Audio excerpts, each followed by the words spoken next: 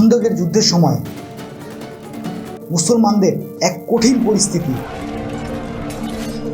রাসূলুল্লাহ সাল্লাল্লাহু আলাইহি সাল্লাম পেটে পাথর বাঁধে দিনের পর দিন সংগ্রাম করছে। সাহাবীদের সামনে রোমান পারস্য সাম্রাজ্যের মতন বড় বড় প্রতিদ্বন্দ্বী। আর সেই মুহূর্তে এক আওয়াজ রাসূলুল্লাহ সাল্লাল্লাহু আলাইহি সাল্লামের পক্ষ থেকে মুসলমানদের কাছে আসে, তোমরা মুসলিমরা অবশ্যই কনস্টান্টিনোপল বিজয় করবে। কতই না সৌভাগ্যবান সেই বিজয়ী সেনাপতি, কতই না সৌভাগ্যবান হবে তার সেনাবাহিনী। এই ভবিষ্যৎবাণী শোনার পর মুসলিমরা নতুনভাবে উজ্জীবিত হয়। অটল বিশ্বাসের সাথে এই বিস্ময়কর ভবিষ্যৎবাণীর জিহাদের এক মশাল তাদের বুকে জ্বলতে থাকে। আর তারই ভিত্তিতে রাসূলুল্লাহ সাল্লাল্লাহু আলাইহি সাল্লামের এই গৌরব অর্জন করার লক্ষ্যে যুগে যুগে সাহাবীরা, খলিফারা এবং কি উমাইয়া, আব্বাসি, সেলজুকের মতো বড় বড় খেলাফত কনস্টান্টিনোপল জয়ের চেষ্টা করতে থাকে, কিন্তু তারা সবসময়ের মতো একের পর এক ব্যর্থ হয়। রাসূলুল্লাহ সাল্লাল্লাহু আলাইহি সাল্লামের এই সুসংবাদ প্রদানের 800 বছর পর ওসমানী সালতানাতের সপ্তম সুলতান মুহাম্মদ আল ফাতেহ এই অসাধ্য সাধন করে। আর তার সাথেই রাসূলুল্লাহ সাল্লাল্লাহু আলাইহি সাল্লামের সুসংবাদের বাস্তবায়নকারীর উপাধি লাভ করেন। তিনি ছিলেন এক অনন্য বীর, এক অদম্য মনোবল সম্পন্ন সাহসী যোদ্ধা, যিনি তার অদম্য সাহস, বুদ্ধিমত্তা ও ইমানের জোরে এমন এক কাজ করেন যা শতাব্দীর পর শতাব্দী মুসলমানদের কাছে এক স্বপ্ন ছিল। সুলতান মুহাম্মদ আল ফাতেহ আমাদেরকে এই কারণে জানতে হবে 21 বছরের এক তরুণ যুবক কিভাবে এই তারুণ্যের উচ্ছ্বাসকে কাজে লাগিয়ে উত্তম শাসক হওয়ার উপাধি অর্জন করেন। ওসমানী সালতানাতের এই মহান শাসকের গোড়াপত্তন জানতে হলে আমাদেরকে জানতে হবে ওসমানী সালতানাতের উত্থান, কি তাদের পরিচয়, কোথা থেকে তাদের আগমন, কিভাবে তারা পৃথিবীতে 650 বছরেরও বেশি সময় ধরে খেলাফতের মাধ্যমে পুরো দুনিয়া রাজত্ব করেন। ইতিহাসের এমন এক সন্নিক্ষণে ওসমানী সালতানাতের সূচনা হয়, যখন মঙ্গলদের আক্রমণে, খ্রিস্টান শক্তির দাপটে ইসলামী ভূখণ্ড ছিন্ন ভিন্ন হয়ে পড়ে। সেলজুক সাম্রাজ্যের মতো এত বড় ইসলামিক খেলাফত সংকুচিত হয়ে পড়ে। মুসলিম রাজ্যগুলো একের পর এক ধ্বংসের দ্বারপ্রান্তে। সেই মুহূর্তে আনাতোলিয়ার পশ্চিমে আবির্ভাব হয় এক যাযাবর গোষ্ঠীর, যার নাম কাই গোত্র। তারা ছিল ওগুজ বংশধর, তাদের নেতা ছিলেন সুলেমান শাহ। মঙ্গলদের অত্যাচারে মানুষ অতিষ্ঠ হয়ে পড়ে, সবাই সুলেমান শাহর ছায়াতলে আসতে থাকে। সুলেমান শাহ তার গোত্র নিয়ে নানান জায়গায় ঘুরতে থাকে। সেই সময়ে সেলজুক সাম্রাজ্যের সুলতান প্রথম আলাউদ্দিন কায়কোবাদ কায়বসতিকে কারাগাদার্গের ভূমিতে থাকার অনুমতি দেয় এবং তারা সেখানেই নতুন বসতি স্থাপন করে। তারা সেখানে খুব ভালোভাবেই থাকতে থাকে। সেই সময় সুলতান আলাউদ্দিন কায়কোবাদ সুলেমান শাহর উদ্দেশ্যে একটি পত্র প্রেরণ করে এবং সেখানে বলা হয় মঙ্গলরা সেলজুক সাম্রাজ্যের রাজধানী কোনিয়ায় আক্রমণ করেছে। এই শুনে সুলেমান শাহ চিন্তিত হয়ে পড়ে, কারণ সুলেমান শাহ আলাউদ্দিন কায়কোবাদের অনেক অনুগত ছিল। এরপর তিনি তার সাহসী পুত্র আর্তুগ্রুলকে ডেকে পাঠালেন, বললেন, বাবা, আমাদের সাম্রাজ্য ঝুঁকির মুখে, তুমি তোমার সৈন্যদল নিয়ে রওনা দাও কোনিয়া অভিমুখে। এই সেই আর্তুগ্রুল, যিনি ওসমানী সালতানাতের প্রথম বীজ, যার স্বপ্নকে লালন করেই দ্য গ্রেট অটোমান এম্পায়ারের উত্থান। উনি এমন এক বীর যোদ্ধা যার নাম শুনলেই শত্রুপক্ষের ভিত কেঁপে ওঠে। এরপর বাবার আদেশ শুনে আর্তুগ্রুল তার 444 জন সৈন্য নিয়ে কোনিয়া অভিমুখে রওনা দেয়। কোনিয়া পৌঁছেই দেখে সেলজুক আর মঙ্গলরা তুমুল যুদ্ধের রণক্ষেত্রে। মঙ্গলের দুর্ধর্ষ বাহিনী সেলজুক বাহিনীকে কোণঠাসা করে ফেলেছে। সেই মুহূর্তেই এন্ট্রি হয় সুলেমান শাহ ছেলে আর্তুগ্রুল গাজী। আর সেই সাথে মঙ্গল বাহিনী এমন এক বীরের সাথে যুদ্ধ করতে যাচ্ছিল যা তারা কখনো কল্পনাও করতে পারে না। আর্তুগ্রুল ও তার সৈন্য ঝাঁপিয়ে পড়ে মঙ্গল বাহিনীর উপর, পায় নতুন আশার আলো। আর সেই যুদ্ধে আর্তুগ্রুল এবং সেলজুক সৈন্যরা বীরত্বের সাথে যুদ্ধে জয়লাভ করে। আর সেই সাথে এক অভিনব সাফল্যে সুলতান আলাউদ্দিন কায়কোবাদ উল্লসিত হয়ে আর্তুগ্রুল গাজীর সাথে আলিঙ্গন করে এবং তিনি খুশি হয়ে পুরস্কার স্বরূপ কারাগাদাগের যে জায়গা তা তাদেরকে বরাদ্দ করে দেয়। আর এভাবেই আর্তুগ্রুল গাজীর নাম, বীরত্ব চারিদিকে ছড়িয়ে পড়ে। আর এই সুনাম সুখ্যাতি সুলতান আলাউদ্দিনকে অনেক প্রভাবিত করে। এবং তিনি সীমান্তবর্তী প্রধান বে হিসেবে আর্তুগুলকে নিযুক্ত করেন। আর সেই সাথে ছোট্ট এক যাযাবর গোষ্ঠী থেকে উঠে এসে সেলজুক সাম্রাজ্যের প্রাণ ভোমরায় পরিণত হয় এবং তিনি সেলজুক সাম্রাজ্যকে একের পর এক বিপদ থেকে উদ্ধার করতে থাকেন। বীরত্বের সাথে প্রত্যেকটি যুদ্ধে জয়লাভ করে। তিনি সীমান্তবর্তী বে হওয়ায় তার উপরে অনেক ধরনের দায়িত্ব অর্পিত হয়, যেমন বাইজেন্টাইন সাম্রাজ্যের অনেক বড় বড় দুর্গ মুসলিমদের জন্য হুমকি স্বরূপ হয়ে যায় এবং আর্তুগুল গাজী একের পর এক দুর্গ পরাস্ত করতে থাকে। আর সেই সাথে তুর্কি বেদের তিনি ভরসার কেন্দ্রবিন্দু হয়ে যান। সবাই তার উপর আস্থা রাখতে শুরু করে। আর যখন সেলজুক সাম্রাজ্য প্রায় নিভু নিভু অবস্থা, তখন তিনি নতুন রাষ্ট্র গড়ার পরিকল্পনা করে। তা সময়ের বিবর্তনে স্বপ্নই থেকে যায়। আর্তুগুল গাজীর সব স্পেশাল গুণাগুণ তার তৃতীয় এবং ছোট ছেলের মধ্যে দেখা যায় এবং তিনি হলেন ওসমানী সালতানাতের প্রতিষ্ঠাতা ওসমান গাজী। তরুণ বয়স থেকেই ওসমান বে তার বাবার মতো চৌখুশ এবং বীর উপাধি লাভ করে। তিনি ছিলেন প্রচুর সাহসী, পরিশ্রমী এবং বীর যোদ্ধা। তার প্রথম যুদ্ধই ছিল তার বাবার রেখে যাওয়া অসমাপ্ত ইনুগো দুর্গ বিজয়। ওসমান গাজী শুধু যোদ্ধাই ছিলেন না, তরুণ বয়স থেকে তিনি ছিলেন প্রখর জ্ঞানী। তার এই গভীর জ্ঞানের কারণে খুব অল্প সময়ের মধ্যে বড় বড় যুদ্ধ জয়লাভ করে। ওসমান তার পিতার এই ক্ষুদ্র রাজ্যের শাসন ক্ষমতা লাভ করার পর একের পর এক রোমান বাইজেন্টাইনদের দুর্গ দখল করতে শুরু করে। আর প্রতিটি দুর্গ জয় করার পরে সেখানে ইসলাম প্রতিষ্ঠা করতেন এবং প্রশাসন গড়ে তুলতেন, এবং কি নতুন শহর, মসজিদ, বাজার এবং কি আদালত গড়ে তুলতেন। আস্তে আস্তে ওসমান রাজ্য বিস্তারে মনোনিবেশ করেন। পূর্ব রোমান সাম্রাজ্যের একের পর এক সীমান্তবর্তী দুর্গগুলি তার হতে থাকে। তখনকার সময় মুসলমানদের জন্য সবচেয়ে বিপদের নাম ছিল মঙ্গল। ঠিক 1300 সালে মঙ্গলরা গাজান খানের নেতৃত্বে এশিয়া মাইনরে আক্রমণ করে এবং কোনিয়ার সেলজুক সুলতান আশ্রয় নেয় বাইজেন্টাইন সম্রাটের কাছে এবং তিনি সেখানেই নিহত হন। আর সেই সাথে সেলজুক সুলতান মৃত্যুর পরে ওসমানের সামনে এক সুবর্ণ সুযোগ চলে আসে, রাষ্ট্র তৈরির সুবর্ণ সুযোগ। ওসমান সেই সুযোগ লুফে নেয় এবং সে মঙ্গলদের সাথে যুদ্ধে লিপ্ত হয়। খুব দ্রুতই এশিয়া মাইনর থেকে ওসমানের কাছে পরাজিত হয়ে মঙ্গল বাহিনী বিতাড়িত হয়। আর সেই সাথে সেলজুক সাম্রাজ্যের অবসান ঘটে।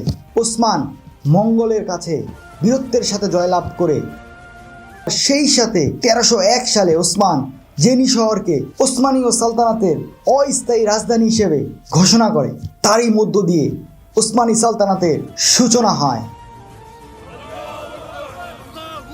তারই ভিত্তিতে 1432 খ্রিস্টাব্দে ওসমানী সালতানাতের ষষ্ঠ সুলতান দ্বিতীয় মুরাদ এর ঘর আলোকিত করে জন্মগ্রহণ করেন সুলতান দ্বিতীয় মুহাম্মদ। বাল্যকাল থেকেই শাহজাদা মুহাম্মদ বীরত্বের অধিকারী ছিলেন। তিনি যেমন ছিলেন শক্তিশালী ও সাহসী, তেমনই ছিলেন ন্যায়পরায়ণ। পাশাপাশি জ্ঞান বিজ্ঞানের তার ছিল বহুল চর্চা। তিনি প্রচুর বড় বড় মনীষীদের জীবনী রিড করতেন।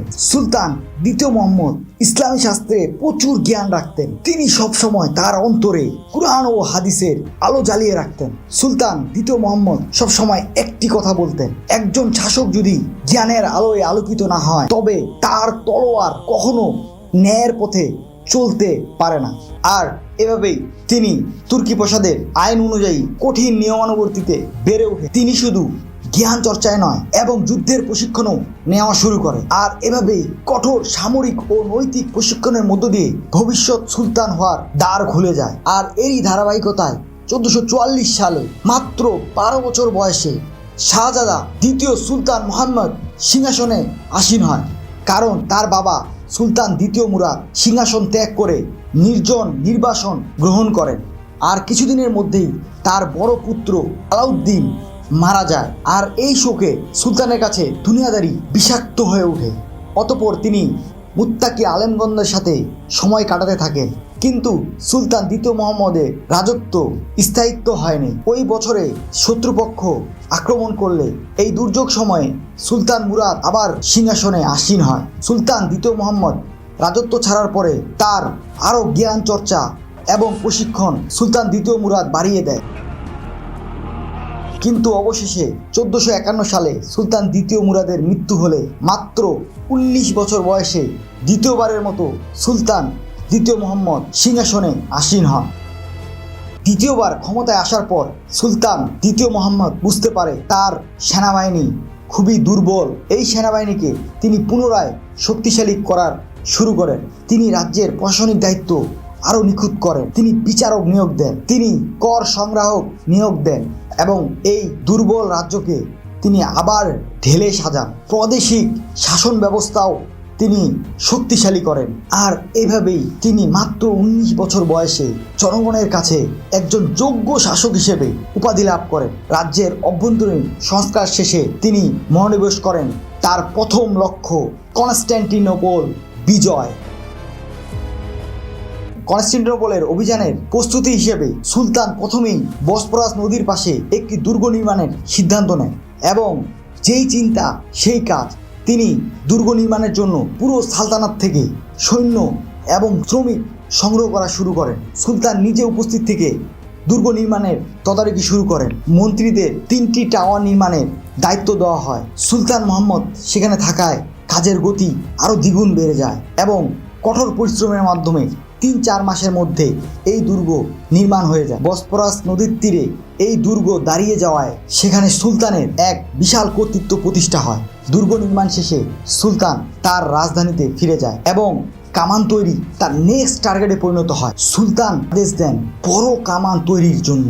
রাত দিন চেষ্টা করে 3 মাসের মধ্যে অনেক বড় বড় কামান তৈরি করে ফেলে। এমন একটি কামান উরবান তৈরি করে যা আগে তুর্কিরা কখনোই দেখেনি, যার ওজন ছিল 700 টন এবং এটি পরীক্ষামূলকভাবে ব্যবহার করা হয়। ব্যবহারে সাকসেসফুলি এটি গলা ছুটতে সক্ষম হয়। আর এভাবেই সুলতান কামান তৈরি করতে থাকে এবং যুদ্ধের জন্য ব্যাপক প্রস্তুতি নিতে থাকে। রোমের সম্রাট একাদশ কনস্ট্যান্টাইন ডাগাসেস যুদ্ধের আভাস পায় এবং তিনি বুঝে যায় যে যুদ্ধের দামামা বেজে গিয়েছে। সেই সময় কনস্ট্যান্টিনোপলের জনসংখ্যা ছিল মাত্র 50,000 এবং তার সৈন্য সংখ্যা ছিল অ্যাপ্রক্সিমেটলি 7 থেকে 8,000। কনস্ট্যান্টিনোপল ছিল প্রাকৃতিক সুরক্ষায় সুরক্ষিত একটি নগর প্রাচীর। নগরীর 2 দিক তথা মর্মাসাগর এবং গোল্ডেন হানের নিরাপত্তার জন্য নগর প্রাচীরই যথেষ্ট ছিল। তুর্কিদের পক্ষে নৌযানে চড়ে প্রাচীর টপকে যাওয়াটা ছিল প্রায় অসম্ভব। সম্রাট তার সেনাবাহিনীকে আরও শক্তিশালী করার জন্য একে একে সৈন্য নিয়ে আসতে থাকে। আর এভাবেই সম্রাট কনস্ট্যান্টাইন তার নগরী রক্ষার জন্য প্রস্তুতি গ্রহণ করে। আর সেই সাথে 1453 সালে 5ই এপ্রিল সুলতান দ্বিতীয় মোহাম্মদ আল ফাতে তার সৈন্যবাহিনী নিয়ে কনস্ট্যান্টিনোপলের নগর প্রাচীর সামনে হাজির হয় এবং রোমানাস গেটের সামনে লাইকাস নদীর বাম তীরে সুলতান তার ক্যাম্প স্থাপন করে। ক্যাম্প স্থাপনের পরে সুলতান তার সৈন্যবাহিনীকে নিয়ে 2 রাকাত নামাজ আদায় করে। নামাজ শেষে তারা যুদ্ধের প্রস্তুতি শুরু করে। সুলতান অত্যন্ত সূক্ষ্মভাবে তার বাহিনী বিন্যাস করে। তুর্কি বাহিনীর সবচেয়ে বড় অংশ আনাতোলিয়ার এশীয় বাহিনী, এটিকে সুলতান গোল্ডেন গেটের বাম পাশে মোতায়েন করে। আর সেই সাথে গ্যালিপোলের নৌ সদর দপ্তরে প্রস্তুত ছিল ছোট বড় 300 যুদ্ধ জাহাজ। নৌবহরের দায়িত্ব ছিল ব্যাপক। আর এইসব প্রস্তুতি শেষে 6 এপ্রিল 1453 সালে সুলতান দ্বিতীয় মোহাম্মদ ফাতে বাইজেন্টিয়ান সাম্রাজ্যের রাজধানী কনস্ট্যান্টিনোপল আনুষ্ঠানিকভাবে অবরোধ করেন। এরপর আনুষ্ঠানিকভাবে যুদ্ধ শুরু হয়ে যায়। তুর্কিরা কামান দাগিয়ে হামলা করতে শুরু করে দেয়। একের পর এক গোলা ছুটতে থাকে। বিভীষিকাময় যুদ্ধের রণক্ষেত্র তৈরি হয় এবং জেনিসেরিরা মাঝে মাঝেই প্রাচীর টপকিয়ে যাওয়ার চেষ্টা করত, কিন্তু বাইজেন্টিয়ান সৈন্যরা তা খুব সহজেই প্রতিরোধ করে। তা অতিক্রম করতে বারবার ব্যর্থ হয়। বাইজেন্টিয়ান সৈন্যরা প্রবল প্রতিরোধ গড়ে তোলে। তুর্কি সৈনিকদের চারপাশ থেকে বাণ বৃষ্টি বর্ষিত হয়। 2 পক্ষের সন্ধ্যা পর্যন্ত প্রাণপণ লড়াই চলে। ওইদিকে প্রায় একই সময়ে গোল্ডেন হর্নে চলছে তুমুল লড়াই। আর গোল্ডেন হর্নে হুরাইয়া গেট হতে গ্যালিটা তীর পর্যন্ত সুবিশাল এক শিকল স্থাপন ছিল, যা তুর্কি নৌবহরের জন্য ছিল এক বিশাল সমস্যার কারণ। সেই শিকল ভাঙার জন্য বারবার চেষ্টা করে, তারা বারবারই ব্যর্থ হয়। 20 এপ্রিল 1453 সাল, যুদ্ধের 15 দিন পেরিয়ে গিয়েছে। হঠাৎ মর্মর সাগরের পশ্চিম দিক থেকে আগত 5টি জাহাজ দেখা যায়। তুর্কিরা অনুমান করতে পারলো যে এই জাহাজগুলো অবরুদ্ধ শহরের দিকে যাচ্ছে। সাথে সাথেই নৌ কমান্ডার বালতা উর্কুকে আক্রমণ করার নির্দেশ দেন সুলতান। সুলতান বারবার বলে জাহাজগুলো যদি শহরে প্রবেশ করতে না পারে তুর্কি নৌপতি জাহাজগুলোকে ঘোষণা দেয় যে তারা যদি আত্মসমর্পণ করে। তারা কোনো কিছু উপেক্ষা করেই ছুটলো বাইজেন্টিয়ান জলসীমার দিকে। বার্তাগুলো বুঝতে পারে যে এই জাহাজগুলো কনস্টান্টিনোপলের সাহায্যের জন্য এসেছে। বেঁধে যায় এক সুবিশাল নৌযুদ্ধ। চরম উৎসাহে লড়াই চালিয়ে যাওয়ার পরেও তেমন কোনো সুবিধা হচ্ছিল না। সমুদ্র তটে দাঁড়িয়ে যুদ্ধ প্রত্যক্ষ করছিলেন সুলতান দ্বিতীয় মোহাম্মদ। উত্তেজনার বশে তিনি সাগরে নেমে পড়েন এবং তীর থেকে কাপ্তান কাপ্তান বলে উৎসাহ দিতে থাকেন। আর লড়াইয়ের এক পর্যায়ে সেই জাহাজগুলো তুর্কি জাহাজের মাঝ দিয়ে গোল্ডেন হর্নের দিকে পাড়ি জমায়। আর এদিকে রোমান সৈন্যরা তাদের কাঙ্ক্ষিত জাহাজের অপেক্ষায় রয়েছে। যখনই গোল্ডেন হর্নের কাছে সেই জাহাজগুলো চলে আসে তখন তারা সেই শিকল নিচে নামিয়ে দেয় এবং জাহাজগুলো খুব নিরাপদে কনস্টান্টিনোপলে প্রবেশ করতে সক্ষম হয়। কনস্টান্টিনোপলে খুশির বন্যা বয়ে যায়। আর এই বিজয় তাদের মনে আত্মবিশ্বাস ফিরিয়ে আনে। সুলতান তার মন্ত্রীদেরকে নিয়ে আলোচনায় বসে তাদেরকে বলা হয় যে আমরা কিভাবে এই গোল্ডেন হর্নকে অতিক্রম করে প্রবেশ করতে পারি। কেউ ইতিবাচক কোনো উত্তর দিতে না পারায় সুলতান এই বিষয় নিয়ে গভীর চিন্তা করতে থাকে। কিছু সময় পরে সুলতানের কাছে এক অভিনব কায়দায় বিদ্যুতের ন্যায় আইডিয়া খেলে যায়। আর তা হলো নৌযানকে জলপথ থেকে স্থলপথ দিয়ে গোল্ডেন হর্নে প্রবেশ করানো। দুই বন্দরের মাঝে স্থল দূরত্ব ছিল প্রায় 3 মাইল। আর রাস্তাও ছিল না মসৃণ, ছোট ছোট পাথর দিয়ে ভরা। এরপর সুলতান স্থির সিদ্ধান্ত নেন, কাজ শুরু হয়ে যায়। সৈন্যরা রাত দিন পরিশ্রম করতে শুরু করে।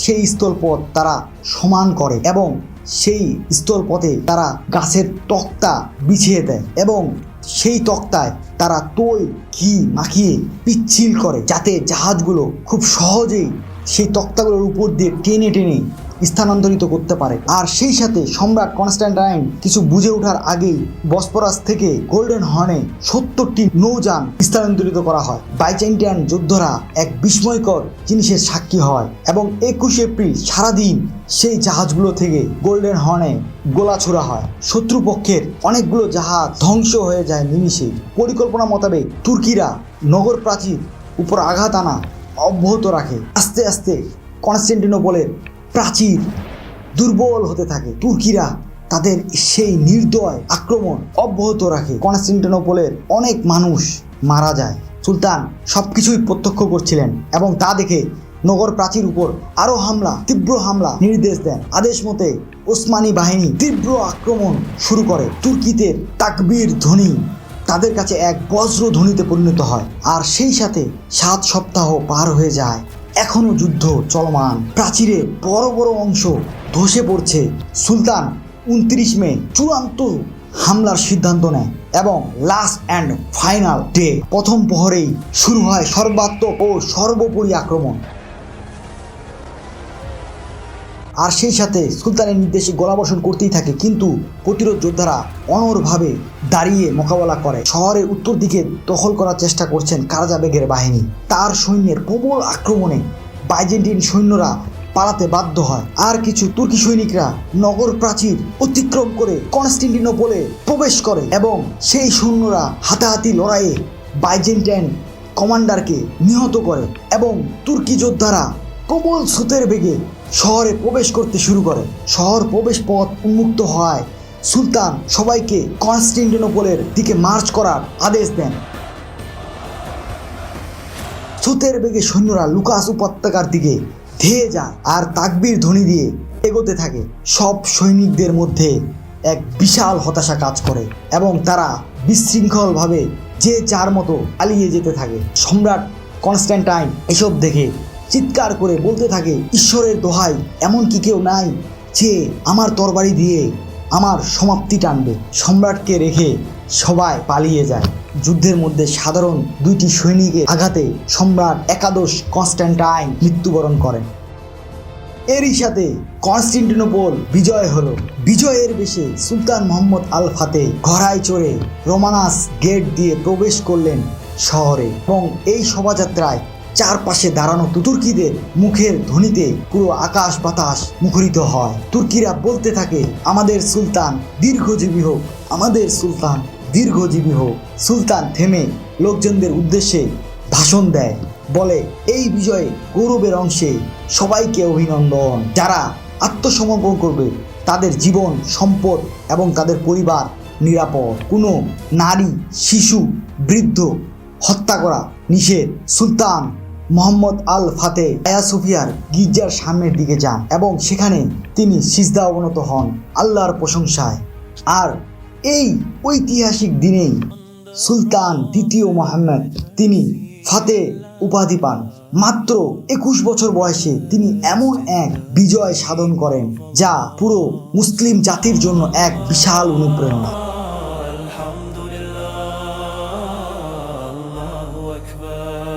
আপনি দৃঢ় ঈমান, গভীর জ্ঞান এবং কঠোর পরিশ্রমের মাধ্যমে সব কিছুই অর্জন করতে পারবেন। শুধু রাসূলুল্লাহ সাল্লাল্লাহু আলাইহি ওয়াসাল্লামের সেই সুসংবাদ বাস্তবায়ন করেনি, তিনি জয় করেছে লাখো কোটি মুসলমানের হৃদয়। ইতিহাসবিদ এডওয়ার্ড গিবন তার সম্পর্কে বলেছেন, he is a conqueror like Alexander, a ruler like Caesar, a believer like a Umar bin Khattab. So share and subscribe.